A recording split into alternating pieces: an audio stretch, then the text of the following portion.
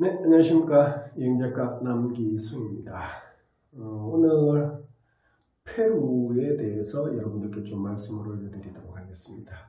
요즘 많은 분들께서 이제 유럽 여행을 마무리를 하시고 배낭여행객들이 점점 중남미 지역으로 그렇게 몰려드시고 있는 그런 추세입니다. 사실 실제적으로 페루를 여행을 하시다가 보시면 많은 배낭여행객들을 보실 수 있어요. 특히 이제 대학생들도 많이 보실 수가 있고요.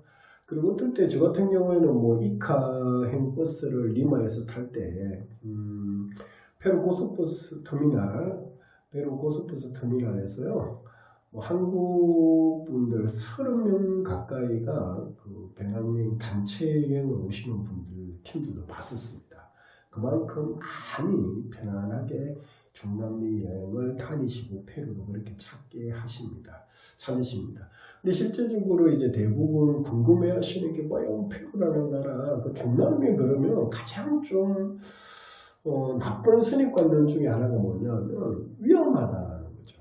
굉장히 위험하지 않을까. 그리고 과연 여행을 다니시면서 혹시 뭐 해를 당하지 않을까 그런 생각들을 많이 하시는데, 오히려 제가 보기에는 유럽 쪽보다는 훨씬 더 안전한 곳이 중남미 지역이 아닌가 그렇게 생각합니다.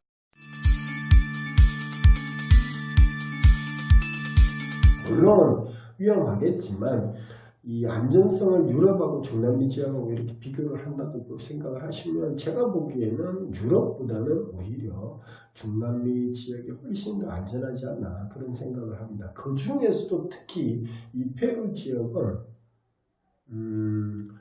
원주민들이 많죠. 원주민들이 많습니다. 사실 뭐 스페인에게 400년 가까이 지배를 당하지 않았었으면 안데스 산맥, 안데스 고원 지역의 원주민들이 페루의 가장 큰 그 맥이라고 보시면 되잖아요. 그래서 다니시다가 보시면 인종들의 어떤 그런 구분으로 본다고 보시게 되면 백인들보다는 오히려 혼혈인, 즉 백인하고 스페인 계통의 백인들하고 원주민들하고 섞여져 있는 혼혈인들이 많고요. 그리고 산악 지역이라든지 외곽 지역으로 조금만 벗어나서 보시게 되면 전통 복장을 입은 그 원주민들이 훨씬 더 많습니다.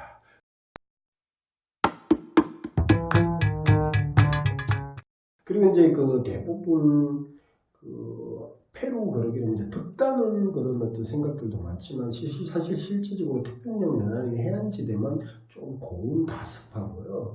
그 이외에 그 산악지대로 올라가시면, 고산지대로 올라가시면 날씨들이 어떨 때는 춥습니다. 그리고 뭐 보시는 것처럼 1년 연중 눈 덮이는 설빙 지역들도 그렇게 되어져 있고요. 그리고 우리가 페루를 찾으시는 관광객들이 제일 많이 찾으시는 곳이 어디시죠? 제일 뭐 쿠스코를 지나서 마추픽추잖아요. 마추픽추는 사실 실제적으로 저녁에 어떨 때는 뭐 잠바가 아니라 파카를 입고 다니는 정도로 날씨가 쌀쌀하기도 합니다. 그리고 페루는 기온은 어떻죠? 우리하고는 남반구에 들어가기 때문에 정반대 지역이라고 생각을 하시면 되겠죠. 우리가 겨울이면 페루는 여름으로 들어간다. 그래서 페루에 만약에 우리가 8월 달이다. 한국이 8월이면 페루는 겨울이죠. 겨울이라고 생각을 해주시면 됩니다. 그래서 보통들 여행객들 분들께서 많이 찾으시는 게 이제 봄, 가을이죠. 그럼 봄, 가을이면 어차피 페루도 봄, 가을 지역이죠. 제가 10월 달에 뭐 페루를 자주 방문을 하는데요. 10월 정도에 페루를 방문하게 되면 쿠스코 지역에서는 거의 아침에 제가 파카를 입고 다닐 정도로 날씨가 쌀쌀했었습니다.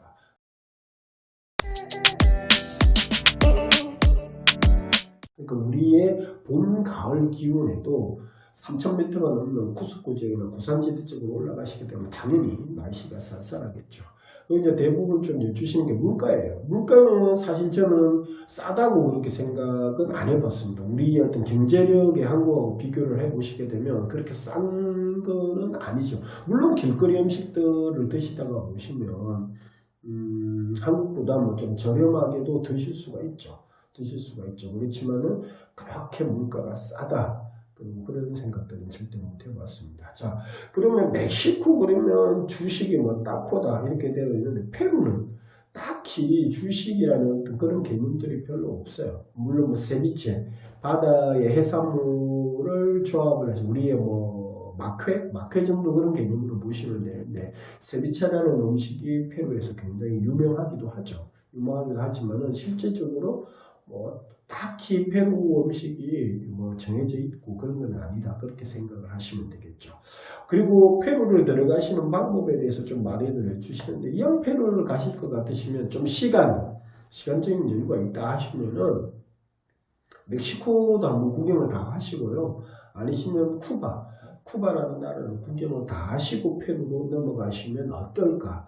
물론 페루 한 나라만 구경을 하셔도 문제가 없지만은 그렇게 나눠서 이렇게 구경을 하시고 하는 것도 좋은 방법이 아니실까 그런 생각을 합니다. 그래서 페루까지 만약에 다른 나라를 경유를 하지 않고 가신다 하시면 저희 한국에서 한 22시간 정도의 비행기, 장시간 비행기를 타고 물론 경유를 멕시코를 경유하든 쿠바를 경유하든 미국을 경유하든 경유하시고 넘어가셔야 되겠지만 총 비행시간 한 22시간의 장시간을 요한다. 그렇게 생각을 해주시면 되겠습니다. 그래서 오늘 첫날은 페루에 대한 전반적인 부분을 한번 그냥 간략하게 소개를 올려드렸고요.